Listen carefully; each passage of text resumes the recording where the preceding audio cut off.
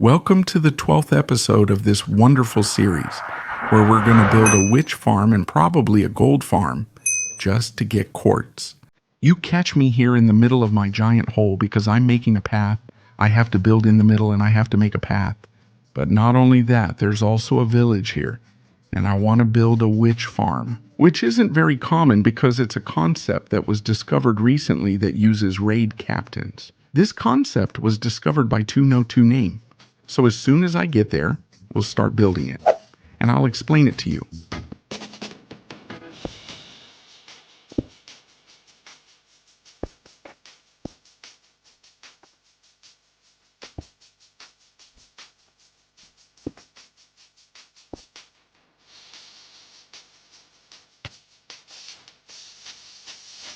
As I bring this villager, I'll explain why this farm works so well with so little. It's missing the roof. We need to put a roof on it for darkness, but we have to put a villager there. And 2 raid captains renamed to Yoni. Okay, this is something in Minecraft's code that when they're named Yoni, they behave differently. And someone discovered, 2No2Name discovered that if you put them there, the witches would run almost instantly right after spawning. What does this mean? That you have the highest speed. I mean, those floors that open are slower than this method. The witches run directly to where the villager is and fall. This is said to be the most efficient, producing around 8,000 redstone per hour. And I think that's more than enough. I mean, I think with that, we shouldn't need more than 14 blocks per hour. We leave it running for a while and that's it.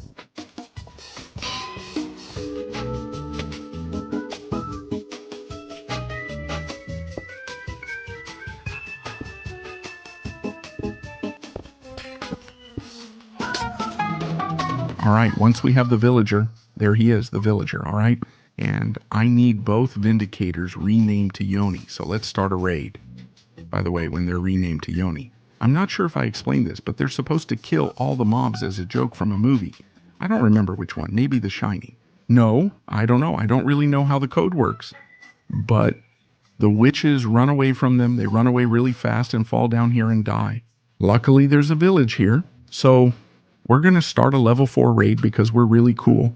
And I'm going to try to take one of these little guys with me. Let's try with one first. I don't know what's going to happen, but well, here we go. It feels so strange to be there. It's there. It starts there. It starts there. Are they going to hide in an alternate reality? This village was absolutely massacred by the machines. They're there with the commander. First, Yoni Ostras. Let's see if it tracks me. It doesn't have me tracked. Now you take it, right? And here we are. No, it won't follow me unless I bring it on a boat, right? But I see him. A little absent-minded. Now, it was hard for him, huh? To go with the axe? Careful, careful, he made it to the next round, huh? Ah, because he's already left the raid. Oh, that's great. Ah, well, of course, that's how raid things work, right? But moving villagers... Is that true? Yeah, I've got him right where I want him. He's already trapped, so I'll put the name tag on him. Are you bringing one already? Yeah, those guys are awesome. Really nice, huh? Yeah, he's nice and always greets me. Something hachazo. But you're going really close to him. You don't need to go that close, okay? He doesn't have any tape on, okay? Come this way, come this way. I mean, I'm just walking normally, clearly. Whoa. How did I throw those things at you? Trapped? Now, there are 2 guys if they really beat me up. And they don't see the villager. They don't see the villager, but they're going to see him. I think it's important that they see him there. Look at what they're doing. Move away. I mean, we have to move away so they don't detect us first. And then they do that thing, like they look at the villager and then they stop looking at him when they do that. That means it's working because that's the state they need. There's a... First came the shy one. Now the others are arriving. Second shy one. That's it. There you go. The first one comes out, then move on. Look how they fall, huh? It's very satisfying. Well, I don't want to store this in redstone dust. Here are the basic filters. I have a short explaining them, and if you're unfamiliar, they just filter one type of item. It's just that I've realized there are a lot of people who come to my videos who might not have context of technical Minecraft. There are always new people and some who haven't been here before, so I don't want to take that for granted. Here are the filters. All items will pass through this line, and when an item finds its match, it will go down the correct path. All right, so those are the filters. That's how it works, and we have all the drops set up. What am I going to do with this last one? Instead of storing it directly, I'm going to put a crafter here. And I'm going to put redstone instead of glowstone. I'm going to make the change there. So as you can see, this is filling up here. This should go to a chest that I don't have right now, okay? When this is full, it will notify me here with a comparator. Okay, let's see. I'm going to put a piston there. Observer like this and like this, making the clock. As I explained last episode, this is already starting to craft. But this isn't exactly useful for us because when there's only one, you'll see now when there's only one. It will also be on, and we don't want it to be on so much. Here it's not complete and it's on. You need a subtraction comparator with another comparator. Since the pulse here, see there's one now. This gives an intensity of 1. With more, the intensity lasts much longer. It can go up to 9, so what we have to do is detect when it reaches 9, and then the moment it reaches 9, this piston should activate. And that's how it's done. You can get an intensity of 8 in other cheaper ways, but I think this is the best one. A crafter seems simpler to me. When it reaches 9, as you can see, it activates. The blocks are arriving, so I'll add more chests here. I think this should be enough. If all of this fills up with redstone, then I won't need any more for a long time. By the way, I'm worried about this getting stuck. We're going to see it now. We'll have to fix it because it doesn't get stuck much, but in the long run, like if I leave it for many hours, it's bad. As you know, the series aims to make everything look nice and not to have ugly exposed farms here and to do things like this. There's an iron farm here, but from a distance it looks great. Inside there are farms. Everything has a purpose, but it all needs to look good since that's my main goal for the series. I'm not sure if I've mentioned this in any episodes. I think I have, but all of this is going to be part of a big construction around here, and we have to build that. Obviously, this has been going on for several episodes. Also, I'm going to decorate the industrial oven room, and I'm already ordering a design to do that. It's simple, but I did a terrible job. Here's a small spoiler. I don't want to show everything yet, but it's already planned here, right? Do you see this building, which will be beautiful and hold everything I'm working on? It needs a lot of quartz, and of course you might think not everything in this episode is going to be about farms, right? But the thing is, we need quartz. I'm sorry, so here I go. I'm going to the nether. I'm going to the roof of the nether because it's time to build farms, okay? For getting up to the roof of the nether. And Gochin, he suggested something that I think is a great idea, having a way to get up around here. I'm not sure if the tree will look weird, but I'll try to reach bedrock with this and show you how we'll do everything. You'll see the gold farm later. It's a really cool and awesome design. Honestly, it was easier than I expected. Once you're up here, you need to find bedrock at 126 to reach the roof, and this is 1. Sometimes it's been harder for me, but if you've never done it, I'd say that in Java. If you do it like this, and that's it. I see that someone had already uploaded it. That's true. I think Higochin has uploaded it. Okay. I want to break this bedrock block so I don't have to use the ender pearl trick every time. How will I do it? He left me an ender chest down there. Well, I have a really cool video explaining all the piston bugs and among them, why they break bedrock. So there's the whole explanation if you want to watch it. It's a video I really enjoyed making. It's really cool. Okay. Now it would be enough to do this. Change my right click to a key. I'm going to put this here. Then I press here. And I hold down the B key. Incredible 5th kill. I think it happened because I didn't cover the trapdoor, but now I put on a chest plate. Let's see if it works this time.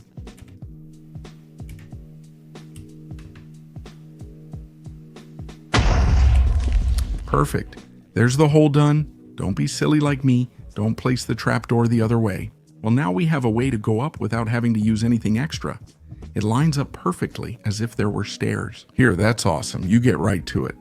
Let's check how we're doing with the materials. Yesterday, they grabbed a bunch of stuff. Honestly, they worked really hard. And this is what we're getting now. A few small but essential things are missing. This farm is unique, and now we're getting started. Oh, did he connect? Irito was gone all last week, so there are 4 of us. Let's build.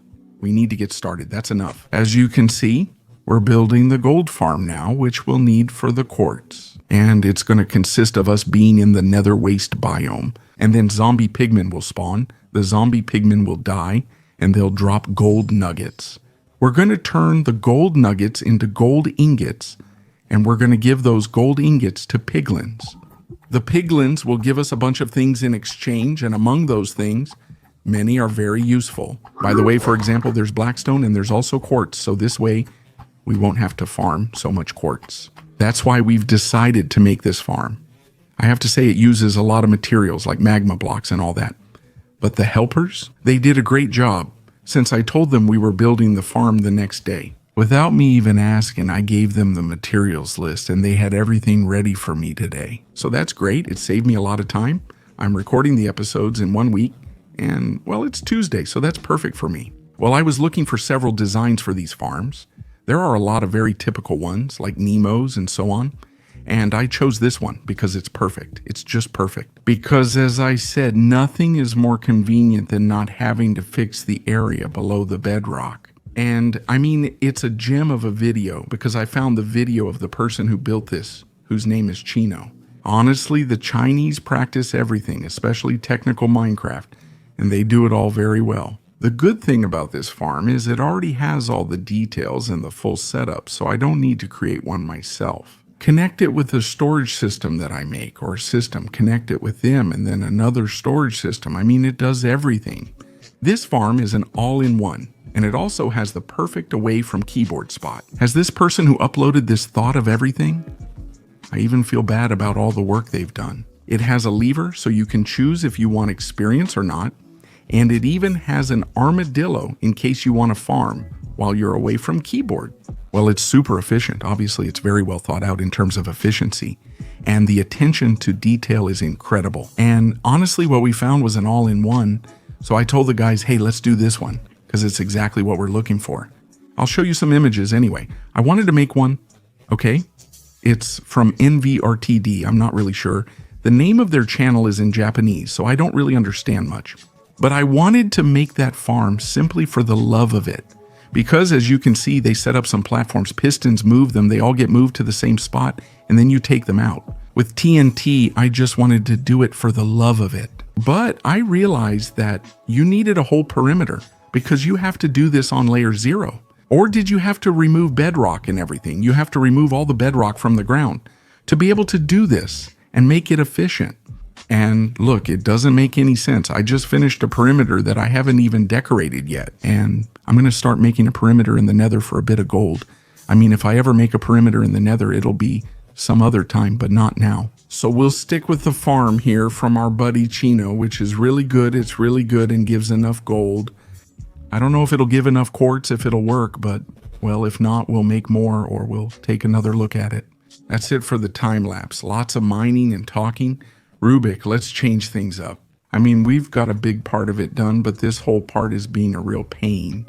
I mean, we're really tired. I mean, we haven't been at it that long, maybe 2 hours, a little more, but also collecting materials and all that. I mean, I don't know how. I don't think I could have done this by myself. I mean, it would have taken me several days, maybe a couple of whole days, afternoons. Well, the thing is that now we're going to need to bring a bunch of piglins here.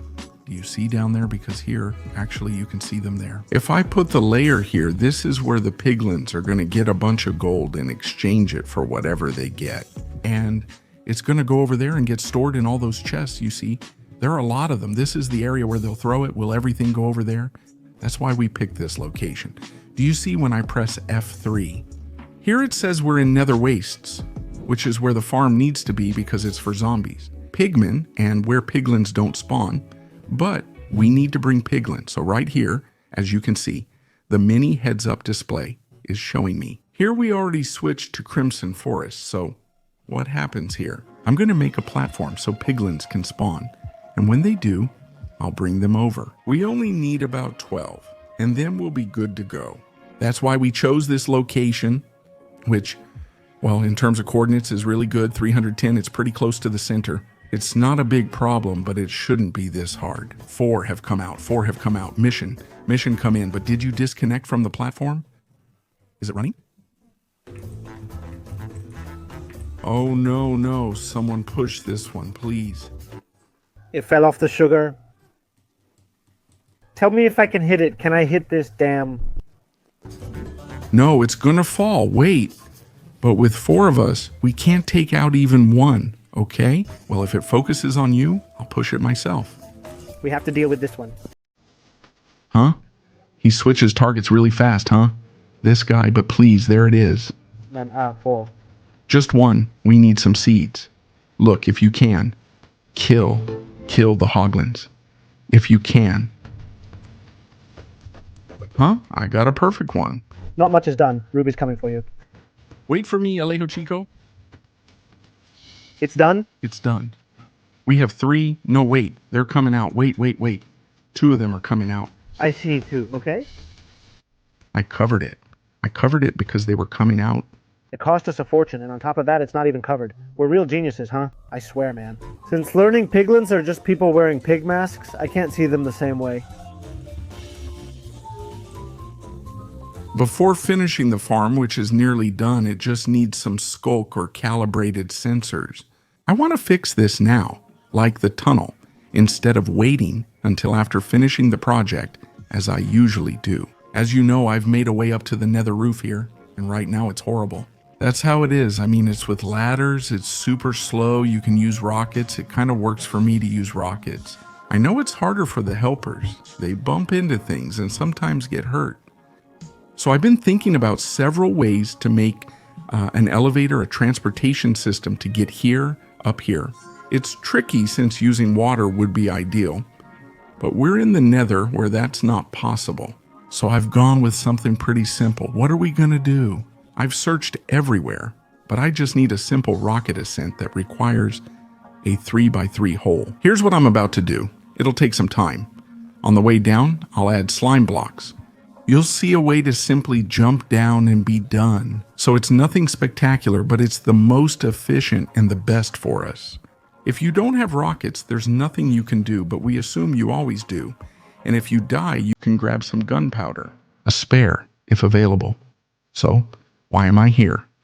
Break a 3x3 bedrock. It's probably going to take me a while, probably a lot, so let's put on a cool time lapse and see if I can make a 3x3.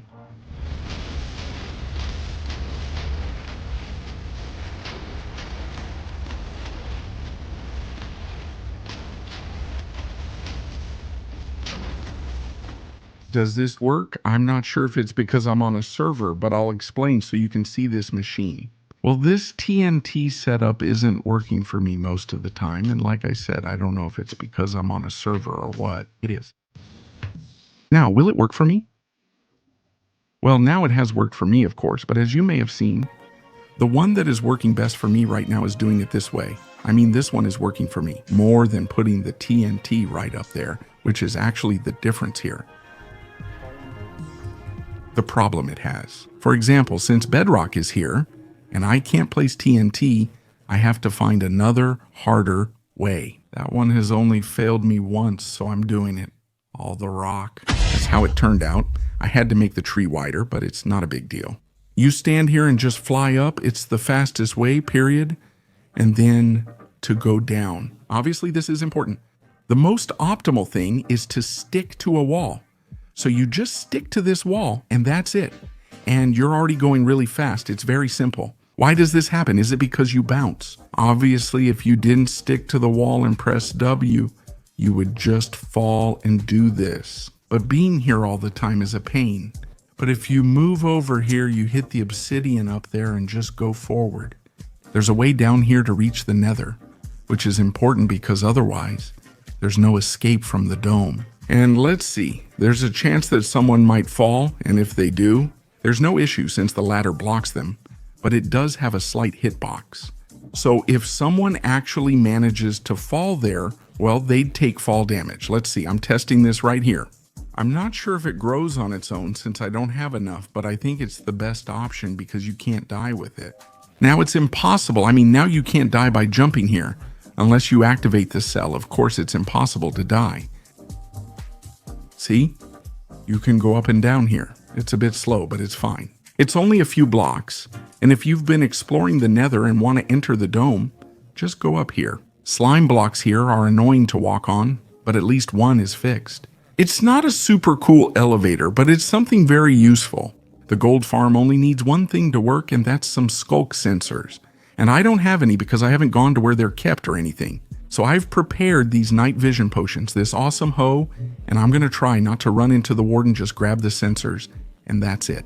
I've never been to this biome, but there's a first time for everything. See, I just found it, potion. And very carefully. So what I wanted to say is that I've never been to one of these before.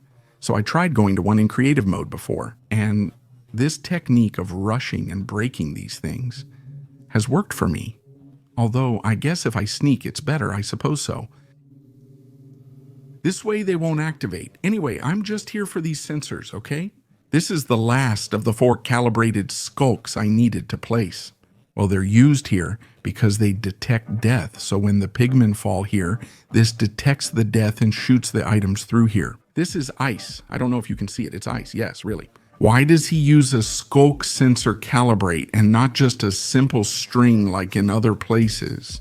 I think it's because it looks cool, like it's a new mechanic and you have to use it, but they're really not necessary. I didn't want to change it since the schematics name is right here. TWCPU. Everything is so well taken care of. I mean, the whole farm is so well maintained that, we're going to do it right away. Exactly the same. Is this the moment of truth? Should we turn it on now? Just shoot one and let it catch your aggro. Okay? How do those cans over there work? They're used to maintain the aggression. So that one is sending messages to the other one like, huh? We're mad at this guy because he hit us. We have to go after him. So that one makes sure it doesn't get lost. Something's wrong, huh? No, something's wrong. The items aren't moving. Something's off. That block over there isn't pushing. And it's missing a skulk sensor and a torch. Good thing I kept them in the ender chest. The torch is important, and there's another one missing, right? There must be something missing, and also a torch. Why is this a crystal? Does this have to be a slime block?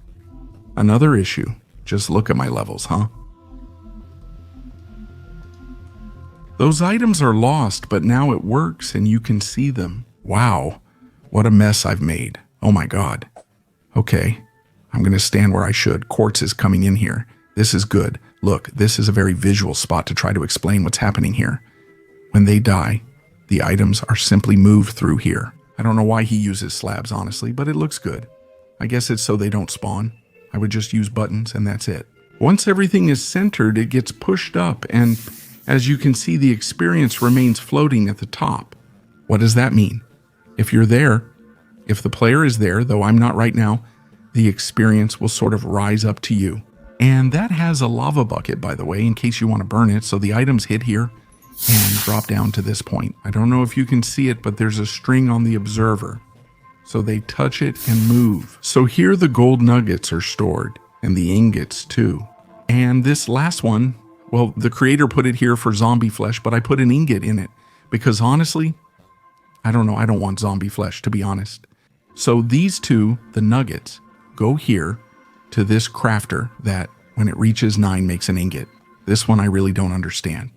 It crafts a block. Yes, it crafts a block and sends it over here. The thing is, if you stop this, whole blocks will stay here, and this is done wrong, because this is how it is. Now it's working, okay? Now it is, huh? Now that I've checked the whole circuit while explaining, this will start bearing fruit. Pulling this lever blocks it. This works like gold storage, so let's see if I can spot it since there's not much sagro left, see? Here it stays like a gold storage, but the moment I want to use it, which is basically always, unless I want gold, well, I just press here. And then these items start going to the piglins and they start giving me everything they have, like quartz, there it is, little by little. My experience is burning because I don't want more, and I think it's ready for a good time lapse now.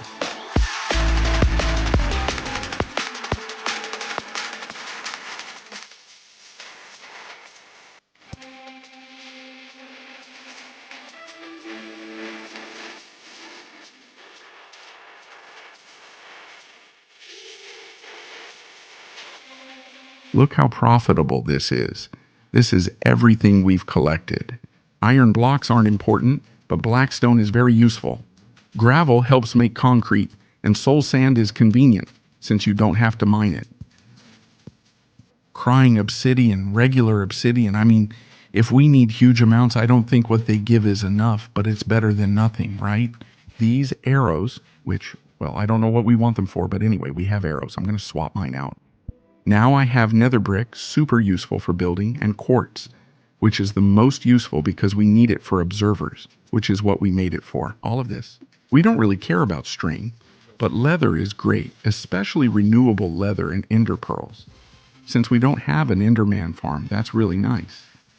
Fire charges are mainly used for fireworks, and similar things here. I think they can be used for potions, like fire resistance, which isn't bad. And books that boost soul speed? That's it. Feels like we're making good progress, huh? Making one episode a week with some help. I'm making great progress and will finish all my big projects.